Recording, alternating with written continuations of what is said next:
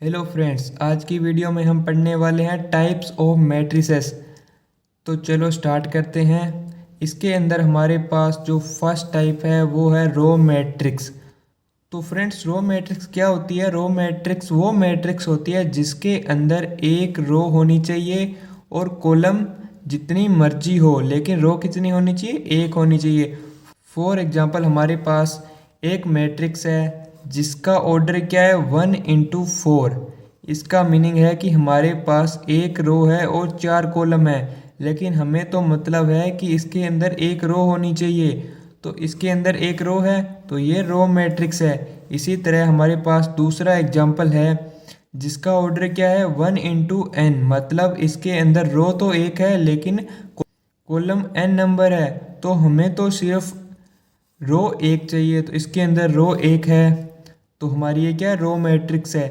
इसकी आप डेफिनेशन देख सकते हो, a row matrix has only one row but any number of column. तो इसका मीनिंग है कि एक रो होनी चाहिए और एनी नंबर ऑफ कॉलम हो सकती है, लेकिन रो कितनी होनी चाहिए? एक होनी चाहिए। वो क्या कहलाती है? हमारी रो मैट्रिक्स कहलाती है। इसके बाद जो हमारा सेकंड टाइप है वो है कॉलम मैट्रिक्स। तो कॉलम मैट्रिक्स क्या होती है? वो भी रो की तरह ही होती है, सिर्फ इसके अंदर इतना फ़र्क होता है कि इसके अंदर हमारे पास एक कॉलम होनी चाहिए और एनी नंबर ऑफ रो हो सकती है।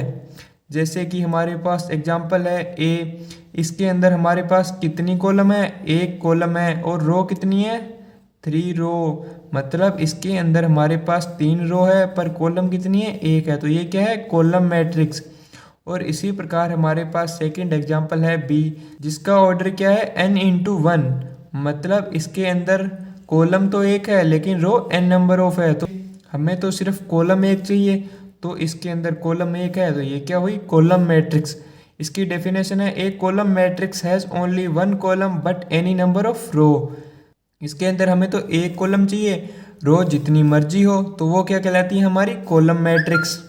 तो फ्रेंड्स, हमारे पास थर्ड टाइप है स्क्वायर मैट्रिक्स। स्क्वायर मैट्रिक्स कौन सी मैट्रिक्स होती है? स्क्वायर मैट्रिक्स वो मैट्रिक्स होती है जिसके अंदर रो और कॉलम दोनों एक दूसरे के इक्वल हो। जैसे कि हमारे पास यहाँ पे एक एग्जांपल है, इसके अंदर रो कितनी है? 2 रो हैं और कॉलम कितने हैं? 2 ही कॉलम है। तो ये क्या है? एक स्क्वायर मैट्रिक्स है जिसका ऑर्डर एक दूसरे के इक्वल होना चाहिए, मतलब number of row of number of column के इक्वल होनी चाहिए। इसी तरह हमारे पास सेकंड एग्जांपल है, इसके अंदर क्या है? 3 रो है और 3 ही कॉलम है, तो ये क्या है? एक स्क्वायर मैट्रिक्स है। तो इसकी डेफिनेशन देख लेते हैं। तो इसकी एक डेफिनेशन देख लेते हैं। A square matrix has the number of column equal to the number of row.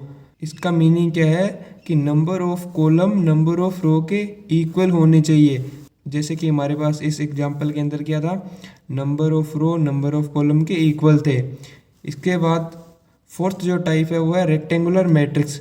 Rectangular matrix वो मैट्रिक्स होती है जिसके अंदर number of row number of column के इक्वल नहीं होने चाहिए।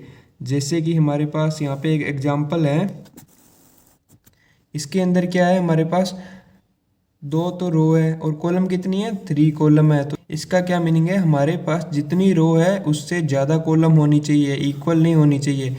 अगर इक्वल होती तो वो क्या होती है? हमारी स्क्वायर मैट्रिक्स होती है। अगर इक्वल नहीं है तो वो क्या कहलाएगी? Rectangular matrix. फॉर एग्जाम्पल, हमारे पास यहाँ पर डेफिनेशन है, a matrix is said to be a rectangular matrix if the number of row is not equal to the number of column.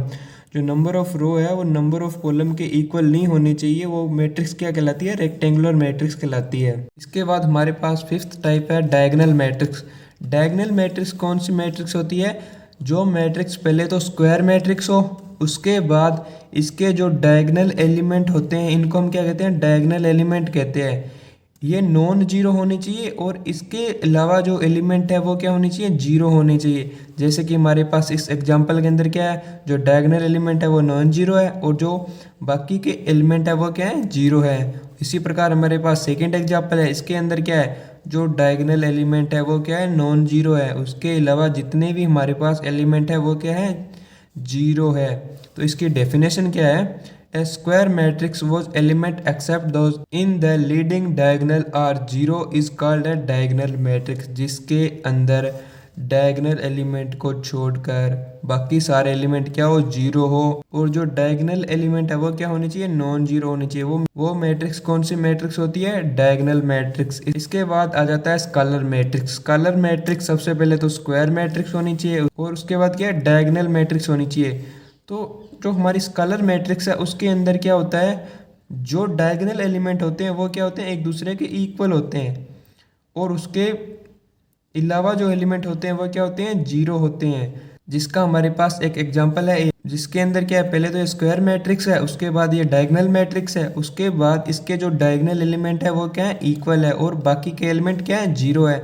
इसी प्रकार हमारे पास सेकंड एग्जांपल है, जिसके अंदर क्या है, जो डायगोनल एलिमेंट है वो क्या है, इक्वल है, टू टू टू, बाकी के एलिमेंट क्या है, जीरो है। तो जिस मैट्रिक्स के डायगोनल एलिमेंट इक्वल होते हैं और बाकी के सारे एलिमेंट जीरो होते हैं, वो मैट्रिक्स हमारी क्या कहलाती है, स्केलर मैट्रिक्स। इसके बाद हमारे पास टाइप नंबर 7 है आइडेंटिटी मैट्रिक्स, या इसको हम कह देते हैं यूनिट मैट्रिक्स। तो आइडेंटिटी मैट्रिक्स क्या होती है, आइडेंटिटी मैट्रिक्स पहले तो डायगोनल मैट्रिक्स होनी चाहिए, उसके बाद इसके जो डायगोनल एलिमेंट है वो क्या होने चाहिए, ओनली ऑन वन होनी चाहिए। इसके बाद हमारे पास एक एग्जांपल है ए मैट्रिक्स का, जिसके अंदर हमारे पास जो डायगोनल एलिमेंट है वो क्या है, वन वन, और इसके अलावा जो एलिमेंट है वो क्या है, जीरो। तो हमारे पास आइडेंटिटी मैट्रिक्स के अंदर जो डायगोनल एलिमेंट होते हैं वो क्या होने चाहिए, वन होने चाहिए, उसके अलावा जो एलिमेंट है वो क्या होने चाहिए, जीरो। जैसे कि हमारे पास इसका एक सेकेंड एग्जाम्पल है, इसके अंदर भी क्या है, जो डायगोनल एलिमेंट है वो क्या है, वन वन वन, और इसके अलावा के जो एलिमेंट है वो क्या है, जीरो जीरो और जीरो जीरो।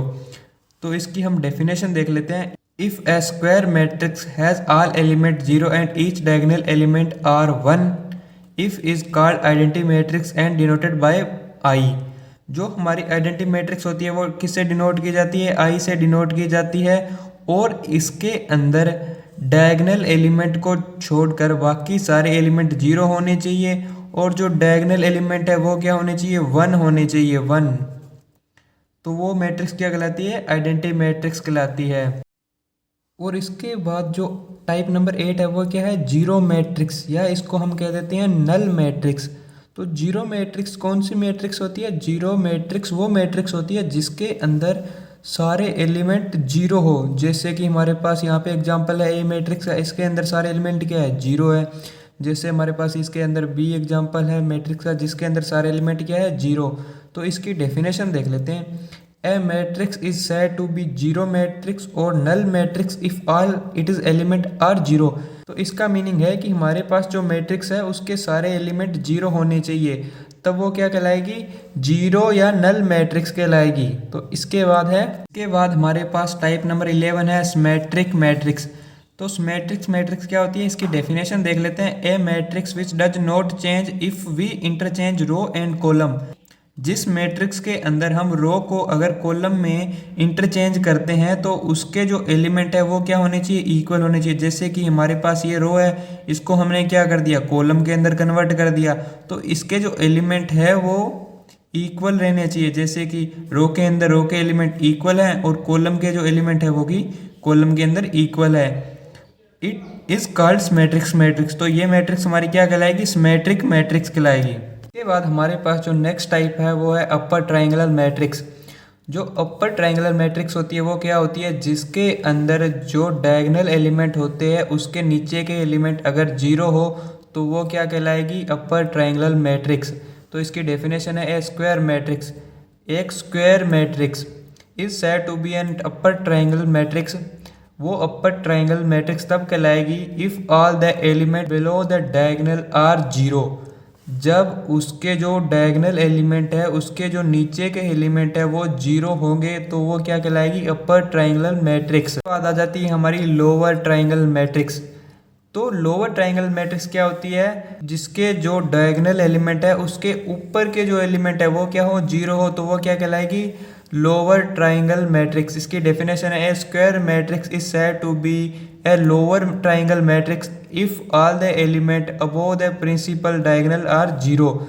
एक स्क्वायर मैट्रिक्स को हम लोअर ट्रायंगल मैट्रिक्स तब कहेंगे तब उसके जो डायगोनल एलिमेंट है उसके जो ऊपर के एलिमेंट है वो जीरो हो और बाकी के जो एलिमेंट है वो नॉन जीरो हो, तो वो क्या कहलाती है, हमारी लोअर ट्रायंगल मैट्रिक्स। तो फ्रेंड्स, आपको मैट्रिक्स के सारे टाइप्स समझ में आ गए होंगे। अगर ये वीडियो अच्छी लगी तो वीडियो को लाइक करें और चैनल को सब्सक्राइब करें। Thank you for watching video.